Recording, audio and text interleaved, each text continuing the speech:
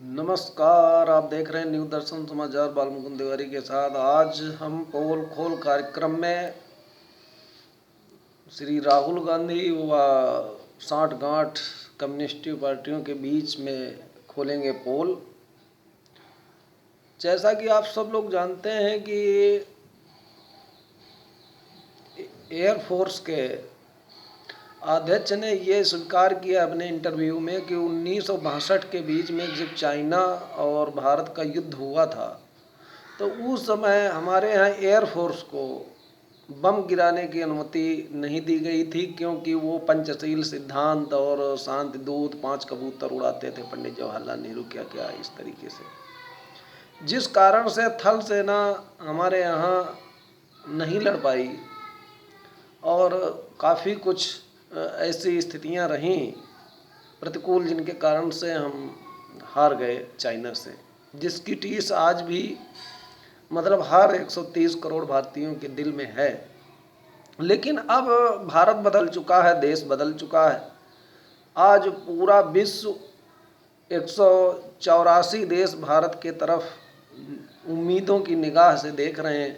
ऐसी परिस्थितियों में जहां दूसरी तरफ चाइना चारों तरफ से घिर चुका है, उसके अंदर कलह है, अंतर कलह व्याप्त है।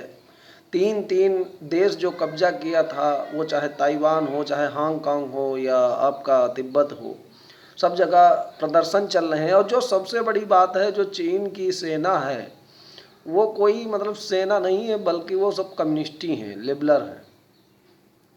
और दूसरी तरफ जो वहाँ की चीन के जनता व्यापारी लोग हैं, वो खासकर व्यापारी हैं, उनमें राष्ट्रभक्ति की भावना नहीं है, उनको एक कठोरता से दमन किया गया है। इधर दूसरी तरफ भारत में जज्बा है, हिम्मत है कुछ कर दिखाने का, तो इधर हर एक भारतीय के दिल में राष्ट्रभक्ति है। तो इसलिए ये चुनाव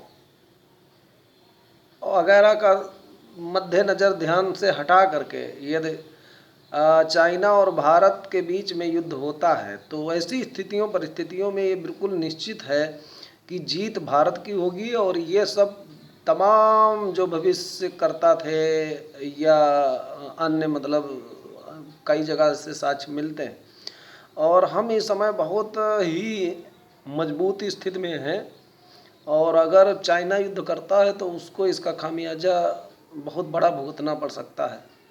तो लिहाजा अब एक चीज़ का ध्यान जहाँ हम एक तरफ और आकृष्ट कराना चाहते हैं आप सब लोगों का, तो मामला ये है कि ये लोग जैसे कम्युनिस्टी हैं या मान लीजिए आपके कांग्रेसी में खासकर वो चाहे मैडम सोनिया गांधी जी हों चाहे राहुल गांधी जी हों, ये इन लोगों को ये है कि नरेंद्र मोदी के नेतृत्व में यदि ये देश भारत चाइना को जीत लेता है तो ऐसी स्थितियों में फिर 2024 का चुनाव हराना मतलब बहुत मुश्किल हो जाएगा एक तरफ। दूसरी तरफ ये पूरे विश्व में भारत का डंका बजेगा और भारत एक बहुत शक्तिशाली देश के रूप में जाना जाएगा। तो ये लोग क्योंकि चीनी बिल्कुल सुस्पष्ट है, ये चीनी एजेंट हैं लोग, चाहे कम्युनिस्टी हो या कांग्रेस हो, और ये इनको वहाँ से फंड मिलता है। और चूंकि ये वहाँ से एक प्रकार दलाली करते हैं, चीन के एजेंट के रूप में काम करते हैं लोग।